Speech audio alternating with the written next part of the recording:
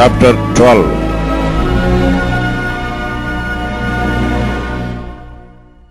The burden of the word of the Lord for Israel, saith the Lord, which stretcheth forth the heavens, and layeth the foundation of the earth, and formeth the spirit of man within him.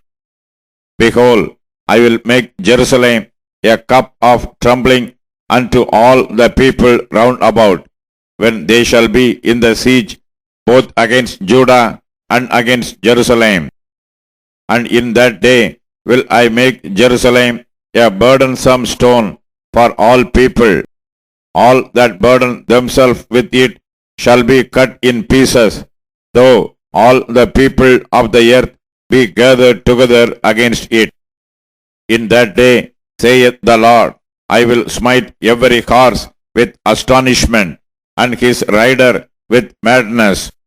And I will open mine eyes upon the house of Judah, and will smite every horse of the people with blindness. And the governors of Judah shall say in their heart, the inhabitants of Jerusalem shall be my strength in the Lord of hosts their God. In that day will I make the governors of Judah like an hearth of fire among the wood, and like a torch of fire in a sheaf, and they shall devour all the people round about on the right hand and on the left. And Jerusalem shall be inhabited again in her own place, even in Jerusalem. The Lord also shall have the tents of Judah first, that the glory of the house of David and the glory of the inhabitants of Jerusalem do not magnify themselves against Judah. In that day shall the Lord defend the inhabitants of Jerusalem, and he that is feeble among them at that day shall be as David, and the house of David shall be as God, as the angel of the Lord before them. And it shall come to pass in that day that I will seek to destroy all the nations that come against Jerusalem. And I will pour upon the house of David and upon the inhabitants of Jerusalem the spirit of grace and of supplications.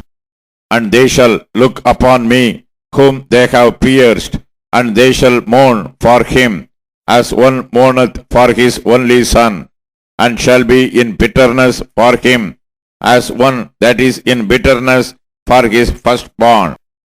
In that day shall there be a great mourning in Jerusalem, as the mourning of Hadar-rimmon in the valley of Megiddon. And the land shall mourn, every family apart, the family of the house of David apart, and their wives apart, the family of the house of Nathan apart, and their wives apart, the family of the house of Levi apart, and their wives apart, the family of Shimei apart, and their wives apart. All the families that remain, every family apart, and their wives apart.